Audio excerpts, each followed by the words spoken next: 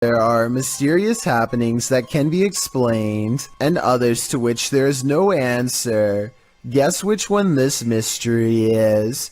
Posted to the Chills Narrators subreddit by EBB Puzzleheaded, and originally published to YouTube by Daniel Robb.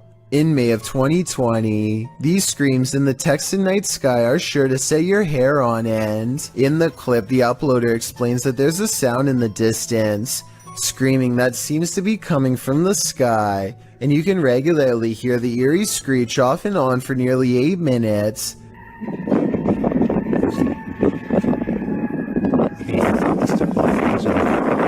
What is that bizarre sound? The uploader Daniel Robb says this happened between 8:30 and 9:30 p.m. and that it sounded like a banshee, followed by several voices whooping. He says the sound filled the entire night sky. Others in the comments agree that it's demonic or banshee-esque, citing the end of times. Redditor I Have No Purpose in Life notes that the screams occur alongside the lightning strikes and wonders if they might be interconnected. I guess we may never know the actual answer. Julie, Kelly, Emily, and Liz are the Ghost Moms, a paranormal investigation team from Kansas who are mothers by day and ghost hunters by night. The team has a unique ghost hunting style that I've never seen before. Aside from bringing a variety of equipment, they also use positivity and a motherly appeal that makes the paranormal feel comfortable enough to communicate with them. Tonight they are extra scared though, because the Ghost Moms are exploring an abandoned haunted prison at the Missouri State Penitentiary, a place where their motherly charm is not particularly useful. As they peer down a long dark hallway, scary ghost noises beckon them from within. It's really scary not being able to see anything but through the camera.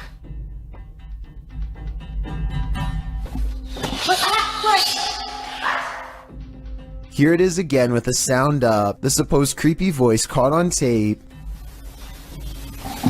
It could be a ghost EVP, or it could be something else like a bat flying away. It's hard to say which. They set up motion detecting paranormal equipment in the area where they heard the noise and apparently are able to convince a ghost to come out of its cell. Can you touch that ball?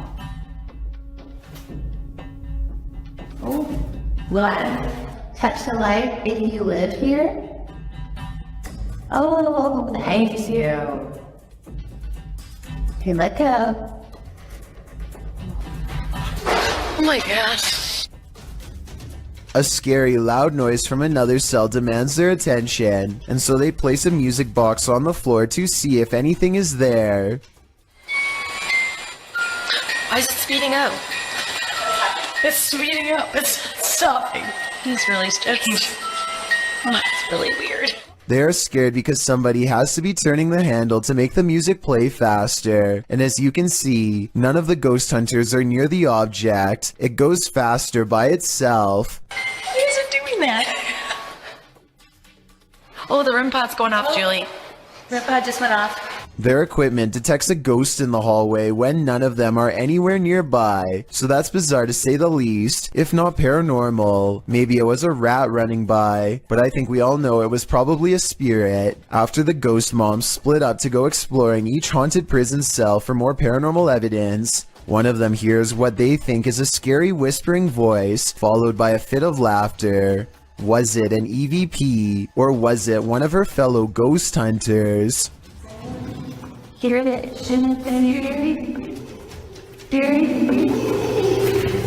Let There Be Light, posted to the Ghost Video subreddit by Zombie Foxes, the Redditor explains, the security guard quit after seeing the CCTV of an orb walking through a car park and turning on lights in the storage room. The lights can only be turned on with a sensor when you walk 4 to 5 steps in the bike store, which also requires a fob to access it. The video shows the car park in question.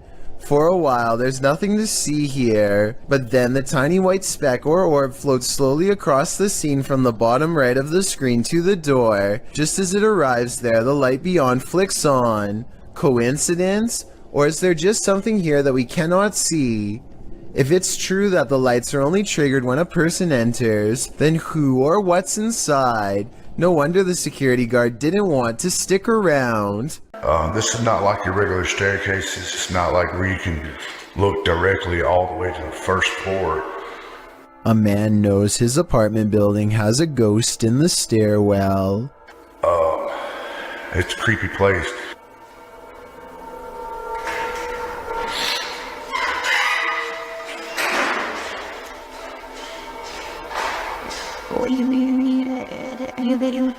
He nods politely at someone going downstairs. Time passes and then he notices something strange. I haven't heard of Mexico. That's the weird thing.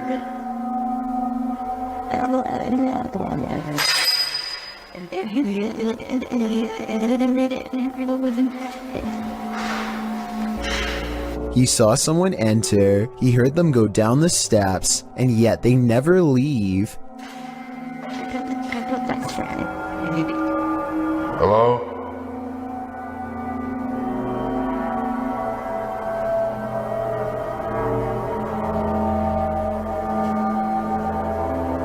More weird sounds is the only response he gets. He seems like a different person in a video update 6 months later, much more cautious, like a lot has happened to him in the time since.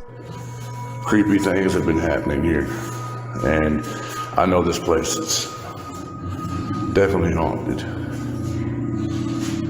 This is where things get weird in a creepy way. The door he just came through is now open, and downstairs is a dark space that suddenly clears up.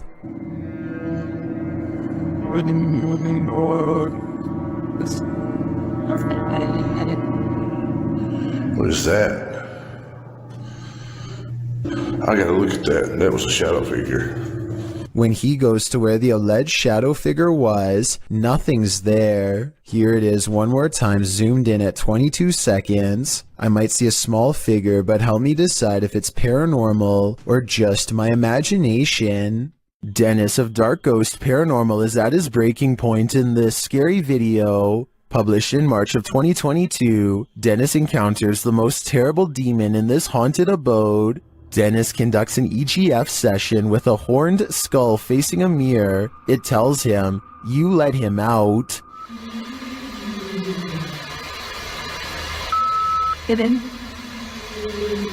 After asking what he should do, the skull requests a ritual. He's told to burn it and take it to the swamp. Otherwise, the demon will follow him.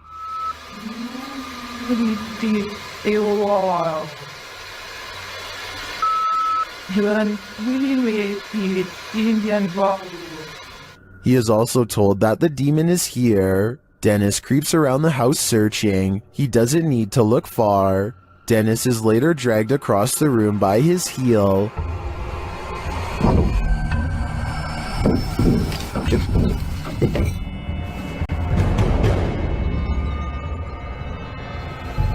After regaining his feet, he calmly takes in the entire disaster zone. Then an object under a big draping robe moves toward him. Is this the demon?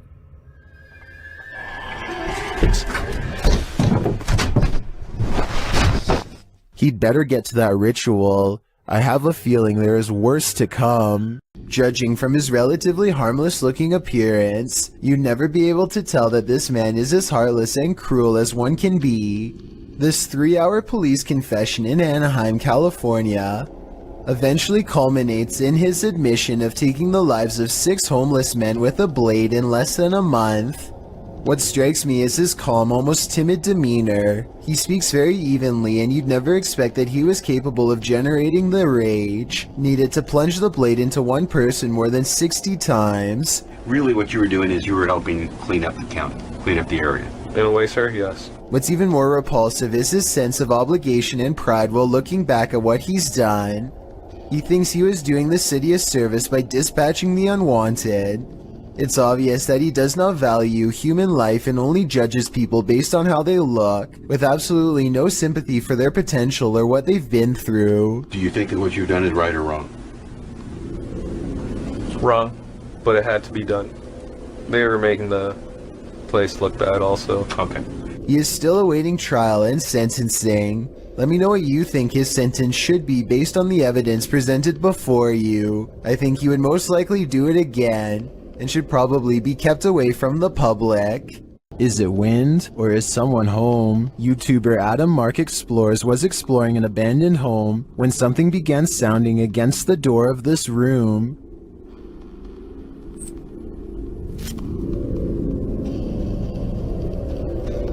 Listen closely.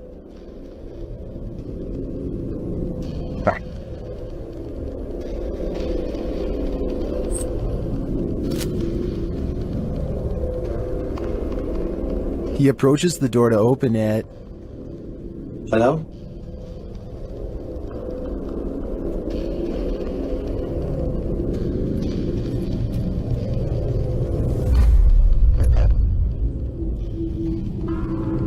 There's absolutely no one inside. Something here.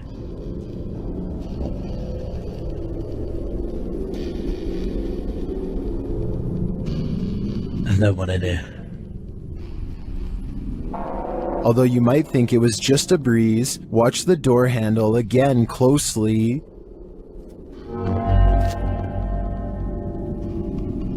It does look like the handle moved slightly, so I'm going to rule out the wind. Is this the spirit of the home's former owner, Elizabeth Hopkins? Whether it's Elizabeth or not, I do think evil resides here. Submitted to the Chills Narrator subreddit by Hunting the Haunted, this ghost hunter captured something startling after sitting in the Devil's Chair, which is an urban legend that is likely dated back to ancient folklore. It's a statue of a chair or bench found in graveyards. Let's watch his submission. Wasn't even planning on stopping by until I seen that it was really close to us. So I figured I'd stop and check it out.